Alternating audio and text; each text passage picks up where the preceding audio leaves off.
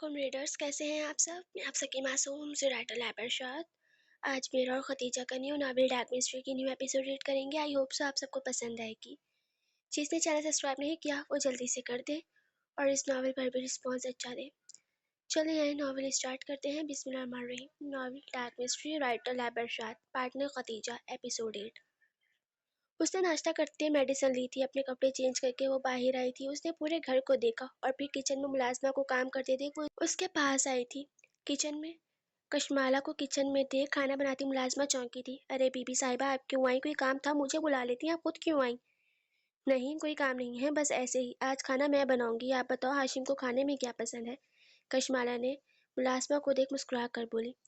نہیں be B G, ہم آپ سے کام نہیں کرا سکتے، صاحب نے ہمیں کام سے نکال دیں گے، انہوں نے سختی سے منع کیا ہے آپ سے کوئی کام نہیں کرانا۔ ملازمہ نفی میں سر ہلاتی بولی۔ نہیں وہ کچھ نہیں کہیں گے، آپ بتائیں، آج کھانا میں بناؤں گی۔ کشمالہ ملازمہ کو سائڈ کرتے خود کھانا بناتی شروع کرتی ہے اور پھر 2 گھنٹے کی محنت کے بعد اس نے کھانا ملازمہ سے پوچھ کر ہاشم کی پسند کا سارا کھانا بنا لیا تھا۔ وہ کپڑے چینج کر کے ہاشم کے انتظار میں کمرے میں ٹہل رہی تھی۔ اس نے گھڑی پر ٹائم دیکھا، جہاں گھڑی رات کے 10 بجا رہی تھی۔ اس نے سائڈ ٹیبل سے اپنا فون اٹھاتے ہاشم کو کال کی تھی۔ 2 بیلز کے بعد فون اٹھا لیا گیا تھا۔ ہیلو ہاشم، السلام علیکم۔ کشمالہ، آپ گھر کب آئیں گے؟ کشمالہ اپنے آپ کو حد درجے بہتر نارمل کرتی بولی۔ کیوں، کوئی کام تھا یا کوئی نئی تہمت رہ گئی ہے مجھ پر لگانے والی؟ ہاشم کاٹدار لہجے میں بولا۔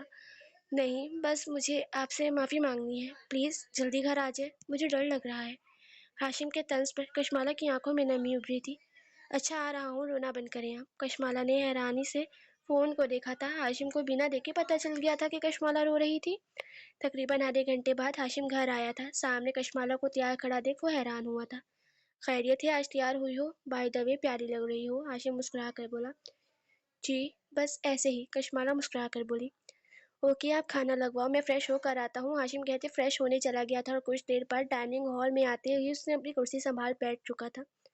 ارے واہ کیا بات ہے، آج تو بہت اچھے اچھے کھانوں کی خوشبو آ رہی ہے، کیا بات ہے؟ ہاشم مسکرا کر بولا۔ جی صاحب جی، آج کھانا بی بی صاحبہ نے بنایا ہے، خود وہ بھی آپ کی پسند کا۔ ملازمہ مسکرا کر کہتی وہاں سے چلی گئی تھی۔ ہاشم جو ڈائننگ پر بیٹھا تھا یہ سن کر حیران ہوا تھا۔ پوچھ سکتا ہوں یہ مہربانی کیوں؟ ہاشم کشمالہ کو دیکھتے بولا۔ جی آپ سے سوری کہنا تھا، آج صبح والی بات کے لیے کشمالہ نظریں جھکا گئی تھی۔ نہیں سوری مت کہیں، کوئی بات نہیں، برا لگا تھا لیکن اب میں بالکل ٹھیک ہوں، آؤ کھانا کھاؤ۔ کشمالہ کھانے کے ساتھ انصاف کرتے بولا۔ کشمالہ، کیا ہم دوست بن سکتے ہیں؟ ہاشم نے کافی کا مگ پکڑتے کہا تھا، جس پر کشمالہ نے مسکرا کر گردن ہاں میں ہلائی تھی۔ ایک بات پوچھوں؟ ہاشم نے نہ سمجھی سے کشمالہ کو دیکھتے کہا۔ جی پوچھے، کشمالہ مسکرا کر بولی۔ میں جان سکتا ہوں کہ آپ کی فیملی میں کون کون ہے اور وہ سب کہاں ہیں؟ آپ نے کیا پڑھا ہے اور یہ ماڈلنگ کی فیلڈ؟ ہاشم نے کشمالہ کو دیکھتے کہا تھا، جس کے چہرے پر سے مسکراہٹ ایک دم سے غائب ہوئی تھی۔ دونوں لان میں ٹہل رہے تھے۔ اندھیری رات، سردیوں کا موسم، مٹی کی خوشبو اور ایک گہری خاموشی تھی۔ اس خاموشی کو ہاشم نے توڑا تھا۔ ہم 2 بہنیں تھیں اور ماما پاپا، ہم گارڈن میں کھیل رہی تھی۔ میں گارڈن میں کھیل رہی تھی جب مجھے خبر ملی تھی کہ میرا بھائی آنے والا ہے۔ ہم سب بہت خوش تھے، سب نے بہت سی تیاریاں کی تھی، بہت سے ارینجمنٹس کیے تھے، لیکن جب بھائی ہونے والا تھا، امی اور بھائی، آپریشن کریٹیکل تھا اور آپریشن کے وقت ہی ان کی ڈیتھ ہو گئی۔ میری بڑی بہن بہت اچھی تھی، بہت زیادہ، انہوں نے ایک ماں بن کر مجھے پالا تھا، کبھی ماں کی کمی محسوس نہیں ہونے دی، لیکن ایک دن ان کی بھی ڈیتھ ہو گئی اور پھر یہ صدمہ میرے والد کو بھی اپنے ساتھ لے گیا۔ سب مجھے اکیلا چھوڑ کر چلے گئے، لاوارثوں کی طرح، یتیموں کی طرح۔ اس ٹائم میں پڑھ رہی تھی، ہمارا کوئی نہیں تھا، بس یہی فیملی تھی۔ ہمارا گھر، ہماری پراپرٹی ٹرسٹ میں چلی گئی اور میں دارالمان میں پلی بڑی۔ میرے بڑے ہوتے ہی یعنی 18 سال کے ہوتے ہی انہوں نے کہہ دیا کہ مجھے کچھ کرنا چاہیے کیونکہ میں بالغ ہو گئی ہوں۔ پھر میں نے جاب تلاش کرنا شروع کی، میں ڈاکٹر بننا چاہتی تھی۔ میرے پاس جو تھوڑا بچا تھا وہ آپ ہی نے دیا تھا، میرے پاس تھا، اس کو میں نے بیچ دیا اور اپنی ڈاکٹر کی پڑھائی شروع کر دی، لیکن پیسے تھے اور پیسے تو ختم ہونے ہی تھے، وہ بھی ہو گئے۔ 1 مہینہ 2 مہینہ ایسے ہی گزرتے چلے گئے، میری پڑھائی چھوٹ گئی، جاب لینے گئی تو جاب بھی نہ ملی۔ وہاں کے بڑے افسر کہتے تھے جاب چاہیے تو ہمارے ساتھ رہنا ہوگا، اور میں واپس گھر آ جاتی تھی۔ لیکن ایک دن سلینا سے دوستی ہوئی، اس نے مجھے اپنی ماڈلنگ میں جاب دلوائی۔ مرد یہاں کے بھی گندے تھے لیکن پھر بھی میں نے ایڈجسٹ کیا کیونکہ کچھ نہ ہونے سے بہتر تھا کچھ ہونا۔ میں بس یہ سب اس لیے سیکریفائس کر رہی تھی تاکہ میں پڑھ سکوں، اس لیے مجھے مجبوراً ماڈلنگ کی فیلڈ جوائن کرنی پڑی۔ مردوں کی نظریں اتنی غلیظ ہوتی تھیں کہ بس تب سے مجھے نفرت ہو گئی مرد نام سے بھی۔ اس کی آنکھ سے ایک آنسو نکل کر گیا تھا جس سے ہاشم نے اپنے ہاتھ کی انگلی کی پورے سے صاف کیا تھا۔ کشمالہ ایک گہری سانس بھر کے رہ گئی تھی۔ آپ فکر مت کریں، میں ہمیشہ آپ کے ساتھ رہوں گا، آپ کا شوہر، ایک اچھا دوست بن کے میں آپ کے خواب کو پورا کروں گا۔ ہاشم مسکرا کر بولا، نہیں، اب مجھے پڑھنے کی بھی خواہش نہیں رہی، موت ہے جو مجھے جس کی شدت سے خواہش کرتی ہوں۔ کشمالہ اور کچھ کہتی ہاشم نے اسے ڈپٹا تھا۔ کشمالہ پلیز ایسی باتیں مت کریں، میرے لیے آپ بہت خاص ہیں، آپ کو دیکھ کر میں نے جینا شروع کیا ہے۔ اس سے پہلے میں صرف زندگی کو لے کر چل رہا تھا، لیکن آپ کو دیکھ کر میں نے جینا شروع کیا ہے۔ ہاشم نے کشمالہ کو دیکھ کر کہا تھا، اسے ہی تو دیکھ رہی تھی۔ آپ کی فیملی میں کون کون ہے؟ کشمالہ نے بات کو بدلا تھا۔ میری بہت چھوٹی سی فیملی ہے، میری بھابھی ماں، میرا بھائی اور میرا ایک دوست معاذ، بس یہ فیملی ہے، کبھی ملاؤں گا آپ کو ان سے۔ اندر چلتے ہیں، سردی بڑھ رہی ہے، ہاشم کہتے ہاتھ مسلتے ہوئے کمرے میں آ چکے تھے۔ کشمالہ بیٹھ کے بیچ میں تکیے کی جگہ سے الگ الگ کرتی، اب آپ یہاں سو سکتے ہیں۔ اس کی اس حرکت پر ہاشم مسکرا دیا تھا۔ میری بات سنو، سیلینا جاتے ہوئے معاذ کو روکا تھا جو باہر جا رہا تھا۔ ہاں بولو، کل کا ایک تھپڑ کافی نہیں تھا جو ایک اور مارنا ہے؟ معاذ مصنوعی سنجیدگی سے بولا۔ اسے کل سے بہت غصہ تھا، اسے کبھی کسی نے نہیں مارا تھا اور سیلینا نے سیدھا ایک تھپڑ مار دیا تھا۔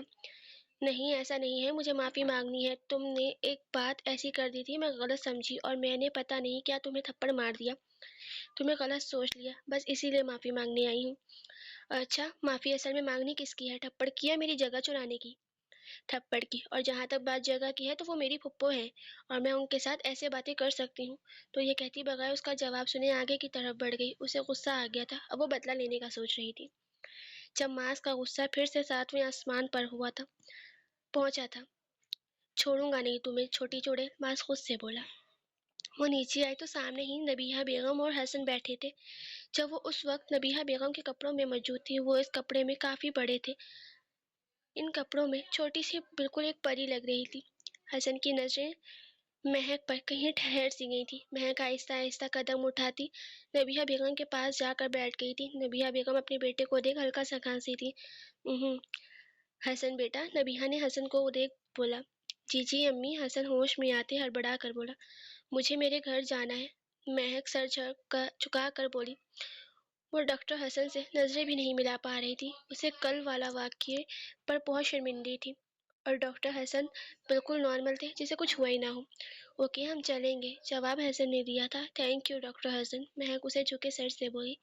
کس چیز کے لیے؟ حسن کھانے سے انصاف کرتے نہ سمجھی سے بولا۔ وہ میری مدد کرنے کے لیے، مہک تھوڑا گھبرا کر بولی۔ اوکے، میں آپ کو آ کے گھر چھوڑ دیتا ہوں، اور رہی بات مدد کی تو وہ میرا فرض تھا، حسن اسی انداز میں کھانا کھاتے بولا۔ مجھے بھی جانا ہے اس بچی کو چھوڑنے اس کے گھر، نبیہہ بیگم مسکرا کر بولی اور اپنی امی کی مسکراہٹ کو اچھے سے سمجھ رہا تھا۔ کیوں امی، آپ کیوں جانا ہے؟ حسن نبیہہ بیگم کو دیکھتے بولا۔ بس مجھے جانا ہے تو مطلب جانا ہے، نبیہہ بیگم بس ضد تھی۔ جب حسن جان چکا تھا وہ کیوں جا رہی ہیں، وہ مسکرائے بنا نہ رہ سکا۔ ان دونوں کی کہانی مکمل ہونے والی تھی، وہ دونوں ایک ہونے والے تھے، اس نے اپنے اللہ کا شکر ادا کیا تھا۔